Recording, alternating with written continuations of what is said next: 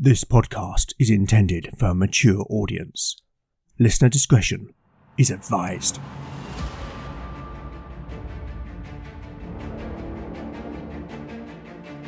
Welcome back to Legend of the Bones. Following in the footsteps of giants, Legend of the Bones is a chimera. A mix of old-school tabletop RPG and dark fantasy storytelling.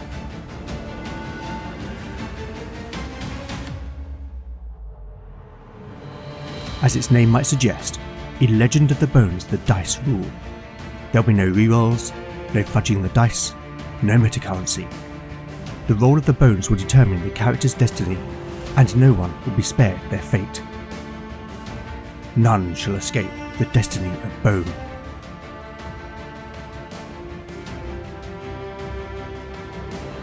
Last time on Legend of the Bones. We learnt that Reynard of Harburg had left Trevance a week earlier, taking a company of the Brethren of the Purifying Light through the Dragon's Tooth Pass to join the mustering rebel forces at Cerro Morthal. On his arrival, he was met by his trusted lieutenant and Lord Polmir's steward, Maelor, who Reynard had tasked with recovering the final Hellstone, the Eye of Selethra. Maelor reported that during his attempt, the Eye of Selethra's keeper, the mage Lamorna, had escaped, taking the Hellstone with her, but that he had managed to capture Lamorna's apprentice, Cirque. Back at Penmelkine and in the present, the companions discovered a chamber containing 4 mummified corpses, whom Valen supposed were the wardens of the vault. The men appeared to have died of starvation, suggesting that they had been deliberately or otherwise been trapped within Penmelkine. But more curiously, was an enchanted torque placed in reverse about each of their necks. Deciding not to disturb anything, the companions returned to the entrance hall, where they discovered the door to another chamber that had been previously shut was now open. Just as they were about to investigate, the companions were attacked by a possessed creature that used to be the 5th Warden. The creature used its gaze attack to temporarily incapacitate Lena, who, through the visions of hell she experienced, has been permanently traumatized.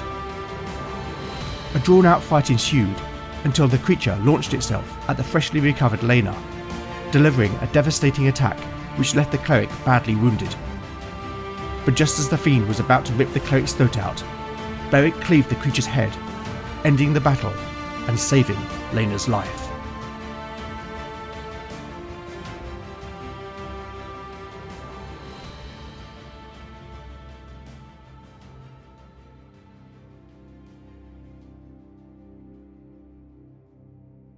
Chapter 61 Part 1 Day 61 Evening. Party status: Beric, 49 out of 43 hit points. Lena, 16 out of 34 hit points. Valen, 21 out of 21 hit points. Talion, 27 out of 27 hit points. Spells available: Valen has memorized Charm Animal, Push, Shield, Soothe, Revive, Clairvoyance, Ignite, and Dragon's Breath. Talion has memorized Resolve, Poetic Prose, Pitch, Imbue, and Lullaby. Lena can pray for 2 first-level miracles, 2 second-level miracles, 2 third-level miracles, 1 fourth-level miracle, and 1 5th-level miracle. Stillness once again settled upon the hall, cloaking it like a shroud, as though the violence that had raged only moments before were nothing but a fleeting nightmare. Only small, strangled gasps disturbed the silence, echoing like ghostly whispers through the chamber. Valen rushed forward, shoving aside the headless carcass of the monstrous thing that had collapsed over Lena's supine form. The cleric's neck was torn and savaged, marred by deep gouges left by the fiend's claws and teeth. A dark pool of blood spread beneath her head, soaking onto the cold stone floor like spilled ink upon a parchment. The mage dropped to his knees, pressing his fingers against the gaping wound in a desperate attempt to staunch the flow. Tears spill freely down his cheeks, his face a mask of horror and helpless grief. "Lena!" he cried hoarsely, his voice cracking with raw desperation as the colour drained from Lena's ashen face. With a panicked motion, he yanked the strap of his pack from his shoulder and flung it towards Talion with his free hand. "Get me bandages!" he commanded, urgency sharpening his tone. The bard dropped to his knees and began frantically rifling through the bag. Then, Valen felt it. A faint, cold touch upon his blood-slicked hand. Startled, he looked down and met Lena's gaze. Despite the horrific wounds raking her throat, her eyes shimmered with an eerie calm. A quiet resolve that defied her condition. With surprising tenderness, she pushed his hand away from her neck, allowing the blood to flow unimpeded once more. Her fingers weakly found her holy symbol, and she clutched it with fragile determination. Her lips began to move, softly, silently, uttering whispers too faint for the ear to catch. Moments passed, heavy and tense, and then, suddenly, her eyes flared wide, filled with a light that was not of the world. Her face transformed, awash with rapture that transcended pain and fear. The bleeding halted. Torn flesh knit itself back together. Muscle, sinew, and skin, all mending with divine precision, until no trace of the trauma remained. Lena slowly sat upright, her movements reverent, almost ceremonial. Valen leaned forward, pressing his forehead gently against hers, his tears now those of relief. "I thought I would lose you," he confessed, his voice choked with emotion. Lena leaned back slightly, her expression serene. She offered the mage a faint but resolute smile. "I knew in my heart that the Nine would not abandon me," she spoke with unwavering conviction. "Solon restored me with his grace." Her gaze determined and filled with purpose, a fire kindling behind her eyes. "And in return, he bid me to do his will." She turned her head, eyes lingering on Beric, then Talion, before returning to meet Valen's. "I must cleanse this place of corruption."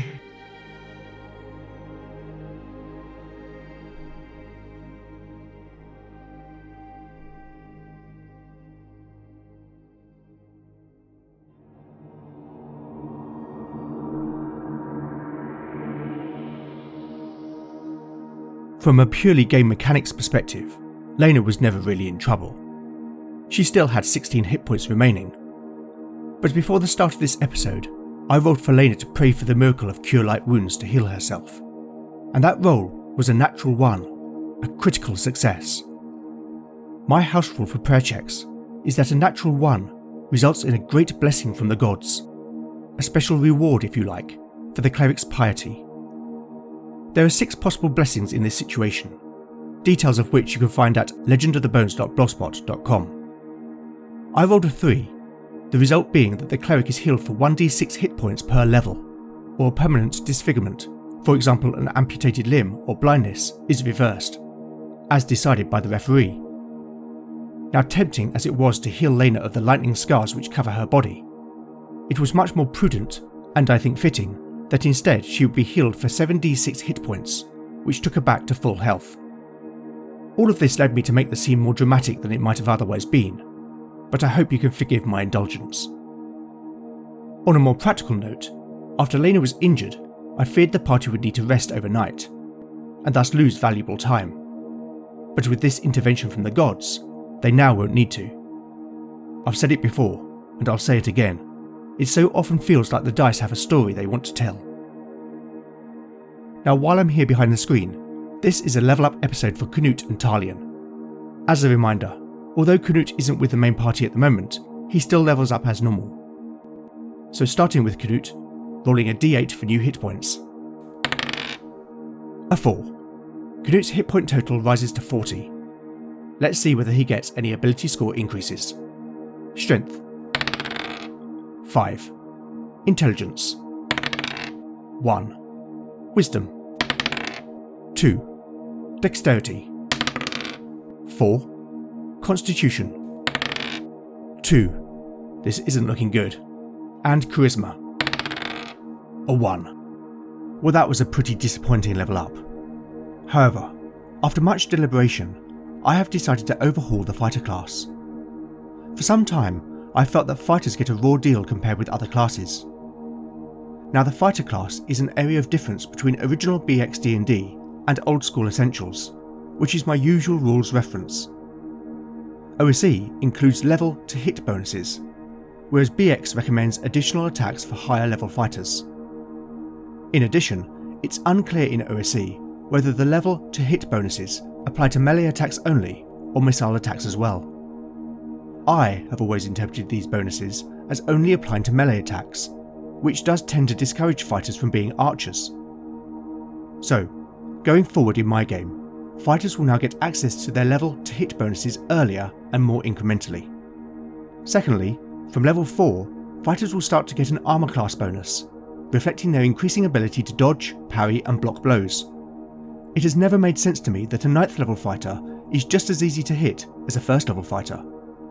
The other major change is that from level 5, fighters can choose from one of 6 combat specialisms, one of which is Archer. I won't go into them all here, but the specialism for both Knut and Beric is Sword and Shield. Both will receive the following combat benefits, but only when using this specific combination. Firstly, rolling a natural 1 does not result in a critical failure. Secondly, an additional +1 bonus to hit is applied to attacks. And thirdly, a shield bash may be used in place of a normal attack, dealing 1d4 plus strength bonus damage, and with a 2 in 6 chance of knocking the target down, causing them to lose their next action and move. However, this skill can only be used against humanoid targets which are of a similar size or less, and can only be used against enemies of equal or lower hit dice. You can find a full class description with all the combat specialisms at legendofthebones.blogspot.com. We will catch up with how Knut is getting on soon enough, but now let's level up Talion, rolling a d6 for new hit points. A 5.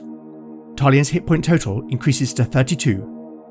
Will he get any ability score increases? Let's find out. Strength 4. Intelligence a 6. Talion's intelligence increases to 15, which will aid his spellcasting. Wisdom 2. Talion's dexterity cannot increase further, so let's move on to Constitution. A 3. And Charisma 5. That was a good level up for the Bard. But more importantly, Talion also gets access to another 2nd level Bard spell. There are 3 remaining possibilities. Let's see what he has learnt. A 1. That's Earworm. When cast, the Bard's music gets stuck in the minds of anyone who can hear within a 30-foot radius. Such is the annoyance of the sensation that it is difficult to concentrate on any task that requires mental effort. Any intelligence-based tests are made at a -2 penalty for 24 hours. The Bard must play for 3 rounds to invoke the spell, and the Bard themselves are not affected. Anyone caught in the area of effect may make a save versus spell to resist. Okay then, I think that's enough of being behind the screen. Time to get back to the narrative.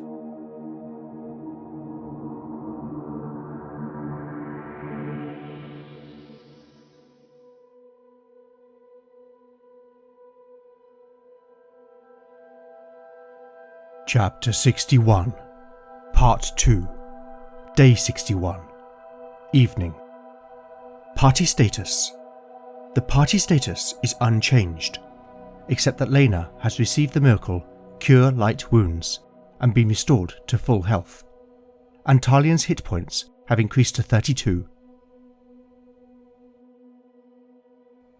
The companions stepped cautiously into the chamber, its heavy door hanging slightly ajar. Within, a long shadowed room stretched out before them, clearly designed for communal use. Closest to the mountainside wall stood a broad alcove housing a blackened hearth, cleverly constructed to vent the smoke through a narrow shaft leading outside. The scent of old ash still lingered faintly in the air. A large wooden table, weathered by time and hard use, dominated this end of the room, flanked by benches now layered in dust. To one side, a cluster of barrels and mouldering sacks slumped against the wall. Supplies, once meant to sustain life here, now rotting in silence. None of the companions had the stomach to investigate the contents too closely. The far end of the chamber was far less mundane. Here, 5 lecterns stood in deliberate formation, positioned precisely at the 5 points of a pentacle etched onto the stone floor, its lines carved deep and inscribed with purpose. Surrounding them, the walls were covered with shelves laden with decaying scrolls and manuscripts, many little more than crumbling shells. Valen moved naturally towards this ruined library, drawn by curiosity and inquisitiveness, while the others approached the lecterns. As they drew near, they noted the chamber's only other exit, a doorway leading back to the entrance hall. Lena's gaze fell upon the arcane arrangement of the lecterns. A chill prickled her skin. She reached for her holy symbol.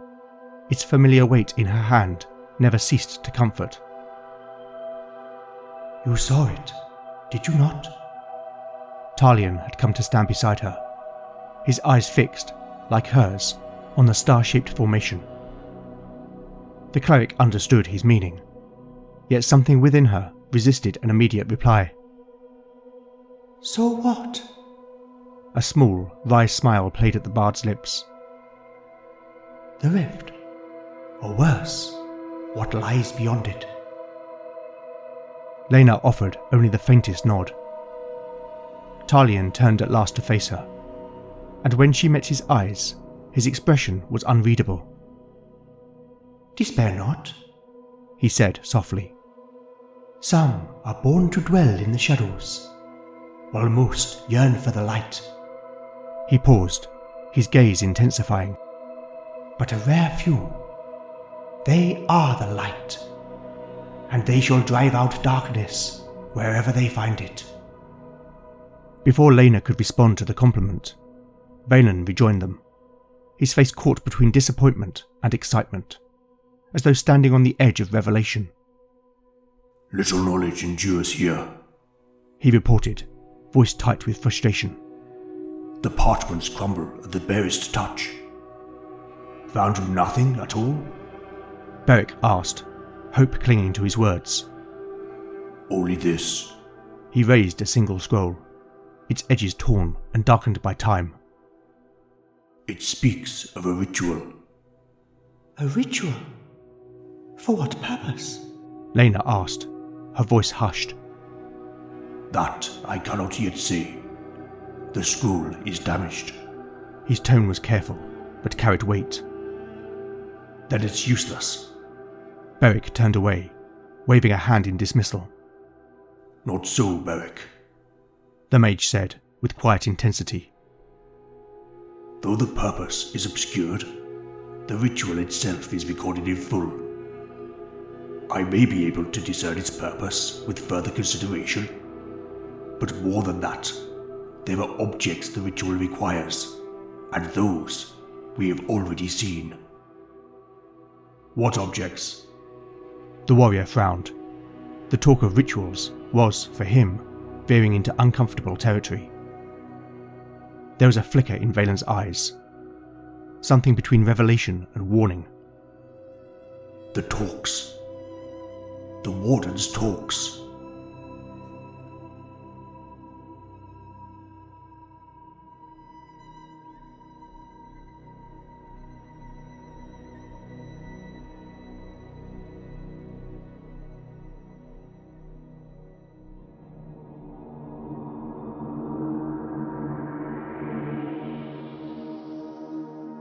Off mic, I rolled on my oracle to see whether there was anything of use to be found in this chamber, and the result was yes but.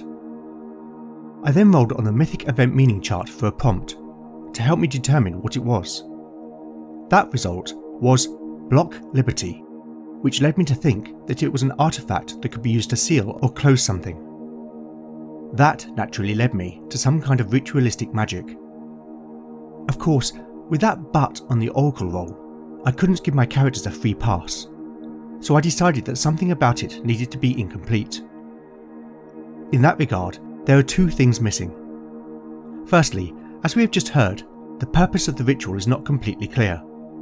And secondly, while the 4 mummified wardens all have one of the required talks, the 5th, belonging to the Hell-taken warden, is missing. I am going to make an intelligence test for Valen at a -2 penalty to see whether he makes the connection regarding the talks. The mage will need a 15 or less to succeed. A 5. But also, if the companions wish to take the 4 talks from the mummified wardens, then I wonder, would this cause them to rise in undeath? Time to ask the oracle. Okay then.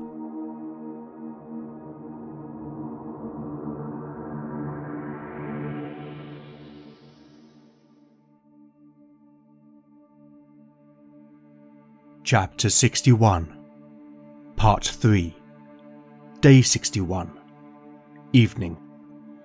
Party status. The party status is unchanged. Leaving the chamber behind, the companions moved cautiously across the hall, their footfalls echoing against the ancient stone. With evening turning to night beyond the entrance, there was no longer any respite from the gloom. As they returned to the dormitory, the resting place of the 4 mummified wardens. Valen's mind churned. A section of the manuscript was missing, torn away, perhaps deliberately. He had lingered over the surviving runes, yet the ritual's purpose remained maddeningly elusive. Maybe with more time, its secrets might unfold. Then again, even if he could unlock its meaning, he may lack the craft to invoke it, should they have need. The greater mystery was the talks. Their presence in the manuscript suggested that the artifacts had been wrought by the wardens themselves.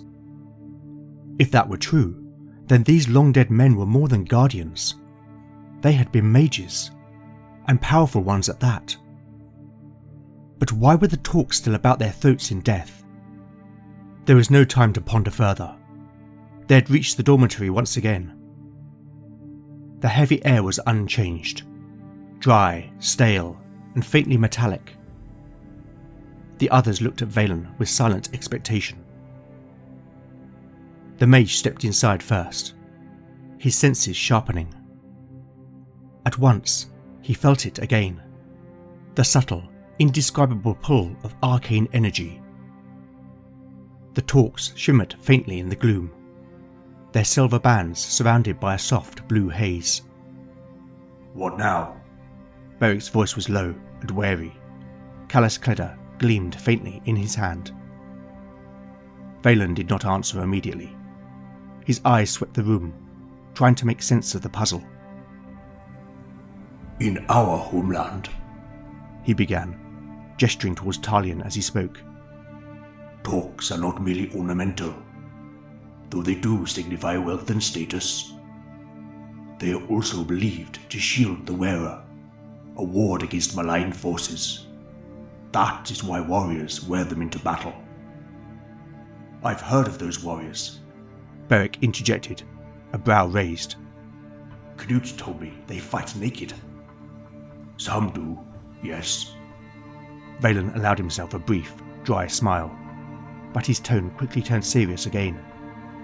Earlier, I assumed the talks were binding these men, containing them, preventing their return as the rest was dead. He paused, letting the silence stretch so the others might follow his reasoning. But what if they are not keeping something in? What if they are keeping something out? What do you mean, my love? Lena stepped closer, her voice soft but steady. She saw it in his eyes then, the glimmer of discovery, the excitement of revelation in his eyes. The creature that attacked us. His voice dropped, thick with the memory of Lena's injury. What if that was once the fifth warden? It wore no talk. Perhaps it was lost or removed. Without that protection, the corruption of this place might have taken hold, twisting him into the thing that we fought. How can you be sure? Beric challenged, suspecting the mage was guessing. I cannot. Valen replied in a matter-of-fact tone. He turned towards the nearest corpse, but Lena caught his arm. Do not. Her eyes were pleading, her fear for him plain. He kissed her on the forehead, then drew back, giving her a reassuring smile. There is only one way to know for certain. Trust me. Inside, the mate was far from confident. Turning back, he reached down. The talk was cold to the touch, unnaturally so. The blue haze flared slightly as his fingers closed about the silver.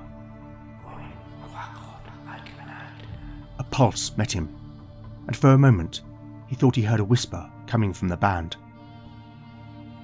Behind him, he could hear Lena softly intoning a prayer, perhaps in preparation should the dead begin to rise, but more likely because she feared for him. Valen's heart pounded with such intensity that he could hear it in his ears. His mind raced. If he was wrong, if his theory proved false, then the dead might rise, or else he may never wake again, at least not as one of the living. He took a breath. Then, with quiet resolve, he lifted the torque free, and without hesitation, placed it around his own neck.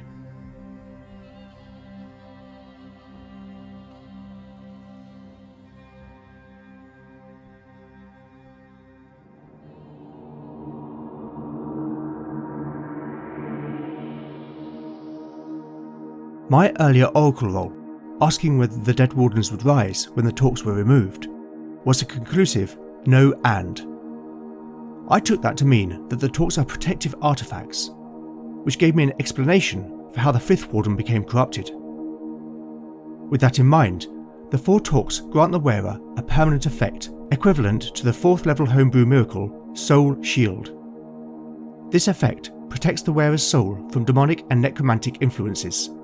As such, any saves against attacks which result in level drain, possession, soul loss, or stat loss are made with a +4 bonus. All that sounds good, but the fact that the wardens needed them in this place is worrying in the least.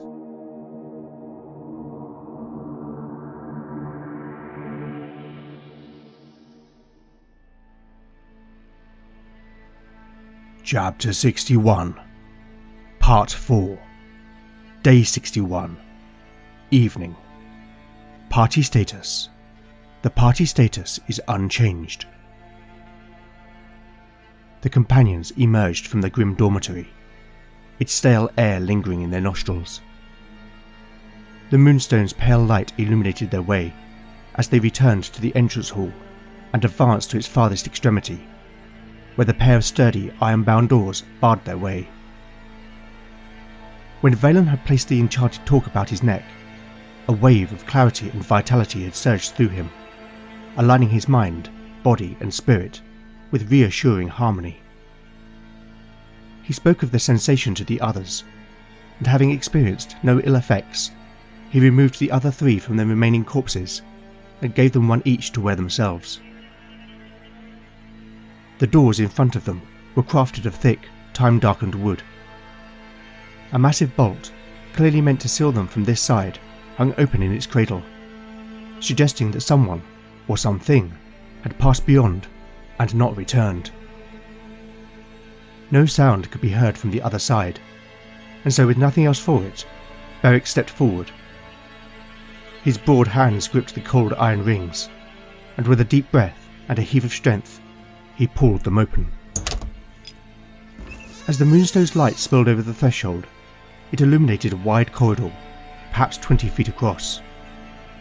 The ceiling rose just high enough for Beric's tall frame to pass beneath without stooping, while the walls were etched with time-worn reliefs. The companions moved forward in single file, Beric leading the way. The big warrior proceeded with caution, remembering the trap that Canute had sprung in the Ulf-Hethnar lair. The carvings which lined the walls were disturbing. Twisted figures emerged from the stone, grotesque abominations that defied logic and nature. Some were impossible to fully comprehend, nightmare shapes beyond description. Others were obscene fusions of man and beast, warped mockeries of life, such as the manticore they had fought at Karak Ugul, and which claimed the life of Jenna. All seemed to spill outward from a central portal carved midway along the corridor. Some caught mid-emergence, as though crawling into the world from some hellish realm that had spawned them. It was impossible not to be affected by the hideous depictions, though none of the companions spoke, each holding their own counsel. In their hearts, they all understood what awaited them deeper in the vault, and some things were better left unsaid. The corridor ended at a stone door, surprisingly plain and unadorned, except for an imprint of a hand, fingers splayed, carved into the centre of its surface. Around the doorframe, words were inscribed into the stone, in a manner the companions had seen several times before. Valen, Beric called the mage forward. Valen stepped up beside the warrior to examine the portal, sensing the arcane energy which radiated from its surface, cloaking it like a shroud. Silently, his eyes traced across the script, before being drawn to the hand-shaped impression. There were traces of dark, dry blood in the hollow. His eyes darted, and his mind raced to decode the puzzle. Eventually, Valen drew his dagger, and brought it to rest upon the palm of his own hand. what are you doing? Beric asked sharply, reaching out to stay the mage's hand. Valen looked at him with impassive eyes. The words, he said by way of explanation, nodding at the frame. Beyond this stone, the tear goes wide, where death and torment doth reside. 5 chained souls to Shadow's eye, bound in life, lest all things die. No key may turn to break this tomb, save blood of one whose oath is doom. Beric furrowed his brow, clearly puzzled. Valen elaborated, his voice low and heavy with meaning. I believe the 5 chained souls are the keepers of the Hellstones. If I am right, then the final line implies that only a keeper's blood can open this portal. As he spoke, the air around him seemed to thicken, a weight settling on his shoulders, as though the verse itself pressed upon him. Amos's spirit told me, though the Eye of Mordrun is not in my possession, it is bound to me, and I to it. For since his death, I have become its keeper. He glanced down at Beric's hand, still gripping his arm, before meeting the warrior's eyes again with solemn finality. You must let me do this. Beric hesitated, then slowly nodded. He released the mage's arm, the tension in his grip fading into reluctant acceptance. Valen took a breath to steel himself, then quickly drew the blade across his hand. Ah! He grunted through clenched teeth, as blood welled up from the wound. Without pause, he reached forward and pressed his bleeding hand into the depression. The portal responded at once. A radiant light flared around the edges of the stone, casting sharp shadows on the monstrous relief. A grinding sound echoed along the corridor as the slab began to shift, stone scraping against stone, inch by inch, until the way stood open. And beyond the portal lay a staircase, descending into the darkness below, like a path into the abyss.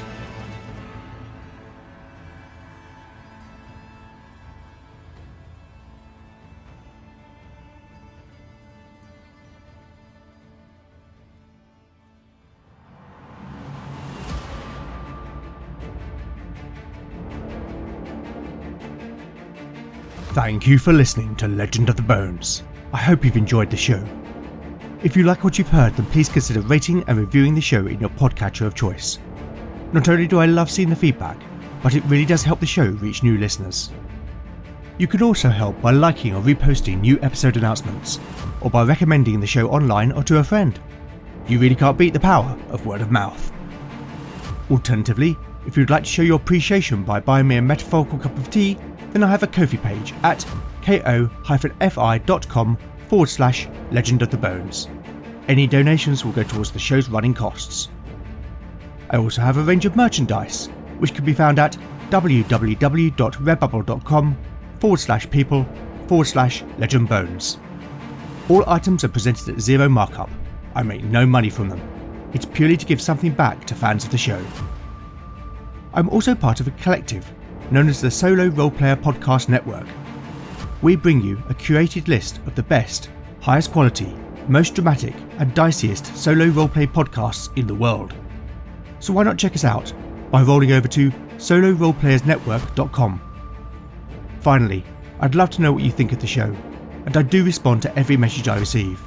So with that in mind, you can contact me on X at LegendBones, Blue Sky at LegendBones, Mastodon at LegendBones, at ttrpg-hangout.social, Instagram at LegendOfTheBones, email at legendofthebones@gmail.com, or go to legendofthebones.blogspot.com for show notes, house rules, character profiles, art, maps and more. Join me next time to find out what awaits our adventurers as the bones decide their fate. None shall escape the destiny of bone.